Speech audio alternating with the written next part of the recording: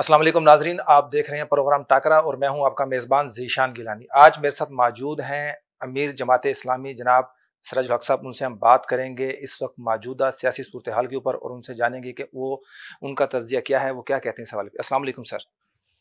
وعلیکم السلام۔ کیسے ہیں حضور؟ خیریت سے ٹھیک ہیں؟ الحمدللہ۔ سر، سننے میں آیا تجزیہ کاروں کا کہنا یہ ہے کہ جماعت اسلامی کراچی میں میئر کے لیے پیپلز پارٹی کے ساتھ اتحاد کرنا چاہ رہی ہے، کیا کہیں گے اس کے اوپر آپ؟ بسم اللہ الرحمن الرحیم۔ ابھی 2 تاریخ کو چیف الیکشن کمشنر کے ساتھ تاریخ ہیں، اس میں مزید حلقوں کا فیصلہ ہو جائے گا اور ہمارا یقین ہے کہ 6 مزید حلقے جماعت اسلامی کو ملیں گے، میرٹ کی بنیاد پر، استحقاق کی بنیاد پر، اور پھر ضمنی کچھ حلقوں میں الیکشن بھی ہوں گے، اس میں بھی جماعت اسلامی کی کامیابی یقینی ہے۔ Jamaat Islami single largest party بنے گی اور پیپلز پارٹی اور باقی تمام سٹیک ہولڈر سے ہمارا یہی تقاضا ہے کہ وہ پہلے مرحلے میں جماعت اسلامی کو سنگل لارجسٹ پارٹی تسلیم کر لے، اس کے بعد باقی معاملات ہم دیکھیں گے۔ اچھا حضور، یہ بتائیے گا کہ اس وقت موجودہ جو سیاسی صورتحال ہے، عوام جو ہے وہ سراپا احتجاج ہے مہنگائی کو لے کر، دن بدن جو مہنگائی بڑھتی جا رہی ہے۔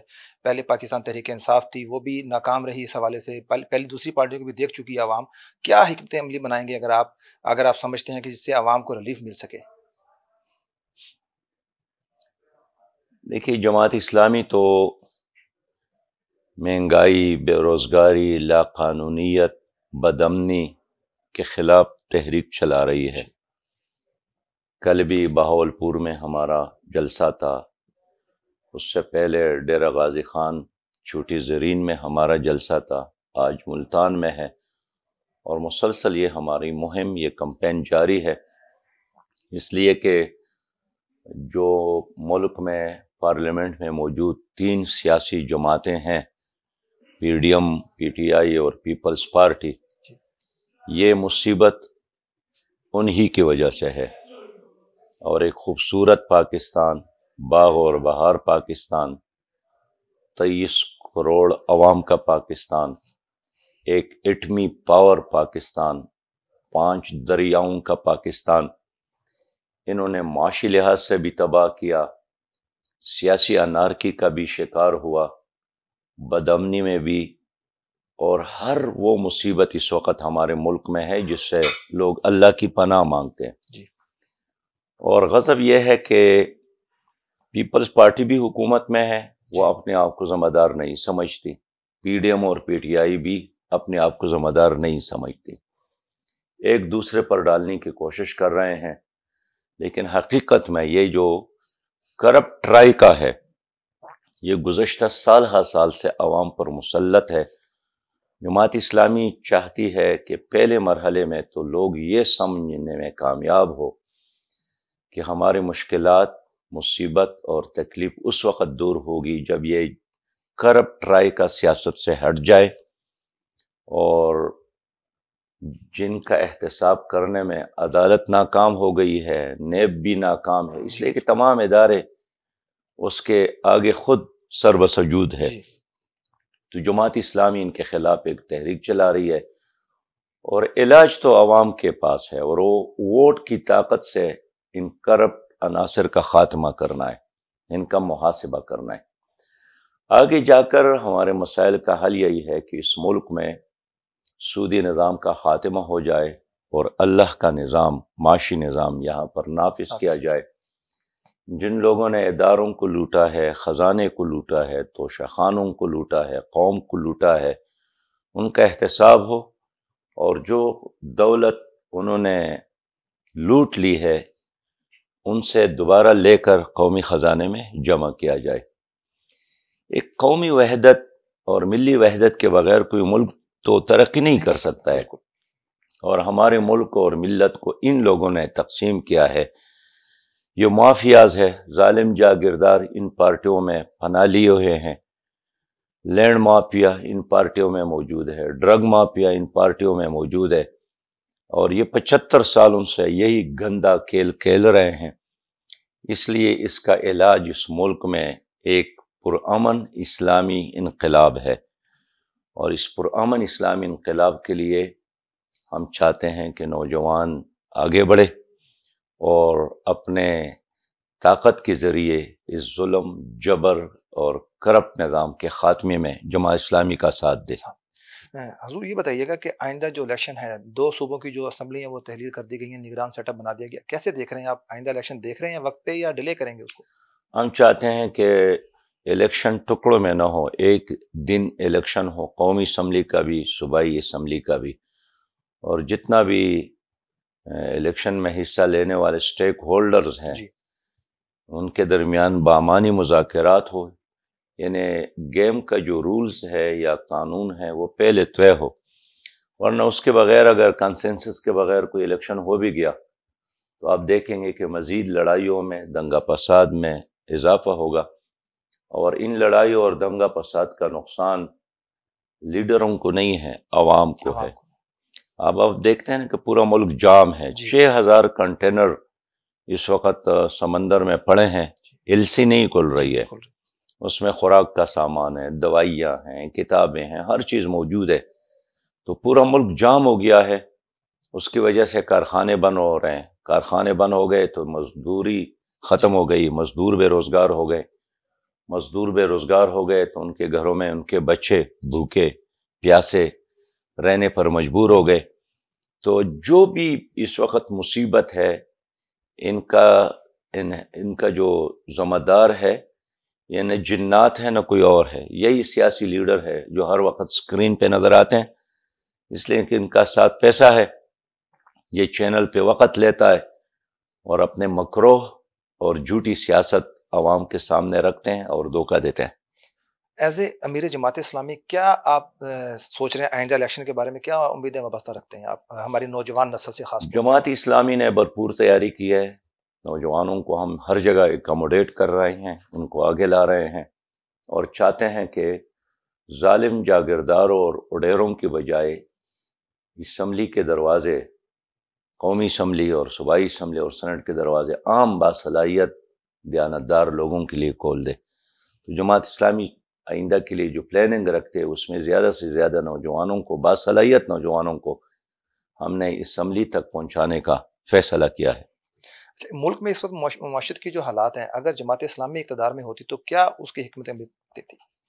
دیکھیے، پہلا کام یہ ہے کہ عوام کا اعتماد بحال کیا جائے، دوسرا یہ ہے کہ غیر ترقیاتی اخراجات کم کیا جائے، تیسرا یہ ہے کہ کرپشن کا راستہ بند کر لے اور جو لوگ کرپشن میں انوالو ہے ان کا احتساب ہو جائے، اور سب سے اہم چیز یہ ہے کہ سودی نظام کا خاتمہ ہو، اور اس ملک میں جو اللہ رب کریم کا نظام ہے، جو رحمت للعالمین کی لائی ہوئی شریعت کا نظام ہے، اسلام کا معاشی نظام، اسلام کا معاشرتی نظام، اسلام کا عدالتی نظام، ہمارا دین اللہ کا دین ہے، یہ ایک مکمل دین ہے، اس میں ہر مسئلے کا حل موجود ہے، اس کے بغیر جتنے بھی تجربات ہو گئے سب ناکام ہو گئے۔ جماعت اسلامی چاہتے ہے کہ وہی نظام یہاں پہ عام ہو۔ پھر یہ ہے کہ اگر صدر، وزیر اعظم، گورنر، وزیر اعلیٰ، مشیر، ایم این اے، ایم پی ایز نے یعنی کرپشن چھوڑا، سادہ زندگی اختیار کی، قوم کے اندر بھی وہ کلچر عام ہو جائے گی۔ لیکن جب آپ کا گورنر 700 کنال پر مشتمل گھر پہ رہتے ہیں تو پھر کیسے آپ کہتے ہیں کہ ہم مقروض قوم ہیں؟ جب آپ کا کوئی عام ڈپٹی کمشنر کے دفتر جا کر دیکھے، یوں لگتا ہے کہ وہ مغل بادشاہ ہے، ان کے گھروں میں کئی گاڑیاں ہوتی ہیں۔ آپ جا کر ملتان میں عصر کے وقت دیکھیں، آپ کے سرکاری گاڑیوں میں یہی سرکاری آفیسرز کے بچے آپ کو نظر آئیں گے، بیگمات نظر آئے گی۔ تو ایک طرف قوم مقروض ہے اور دوسری طرف آپ انتہائی قیمتی گاڑیوں کو درآمد کرتے ہیں، تو اسپتالوں میں پیناڈول گولی نہیں ملتی اور آپ کروڑوں پر خریدے ہوئے گاڑیاں ان لوگوں کو دیتے ہیں استعمال کے لیے، کہاں کا انصاف ہے؟ تو جماعت اسلامی آئے گی انشاءاللہ، یہ تمام غیر ترقیاتی اخراجات ختم کر کے پیسہ بچا کر عوام پر خرچ کرے گی۔ ہمیں ورلڈ بینک IMF سے قرضے لینے کی ضرورت نہیں رہے گی. لیکن یہ لوگ قرضے لیتے ہیں، پھر اس میں کرپشن کرتے ہیں، پھر لوٹ کر واپس انہی ممالک کے بینکوں میں رکھتے ہیں. اچھا، سیاسی جماعتوں نے صوبہ پنجاب کے حوالے سے جو ہے نا عوام کو کافی جھوٹے وعدے کیے ہیں، لیکن آپ دیکھیں گے کہ دو الیکشن جو ہو چکے ہیں ہمارے، اس میں انہوں نے کوئی خاطر خواہ عوام کے لیے ایسا کوئی انہوں نے کوئی پلان ترتیب نہیں دیا. اس حوالے سے کیا کہیں گے آپ ساؤتھ پنجاب کے حوالے سے؟ دیکھیے، جنوبی پنجاب میں غربت بھی زیادہ ہے، جنوبی پنجاب پسماندگی، جنوبی پنجاب میں بے روزگاری، جنوبی پنجاب میں غیر یقینی. اور میں کئی دنوں سے یہاں گھوم رہا ہوں، لوگوں کے چہروں پر کوئی مسکراہٹیں نہیں ہیں. جی. تو یہ سارے مسکراہٹیں اور خوشیاں چرائی ہے ان سیاسی لیڈروں نے. صدر پاکستان اس علاقے کا رہا ہے، وزیر اعظم ان علاقے کا رہا ہے، گورنر اس علاقے کا رہا ہے.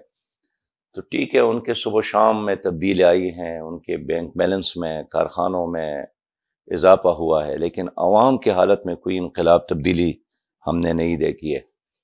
تو اب علاج یہی ہے کہ عوام اپنے ووٹ کی طاقت سے اس جھوٹے سیاستدانوں کا احتساب کرے، اور یہ ہو کر رہے گا.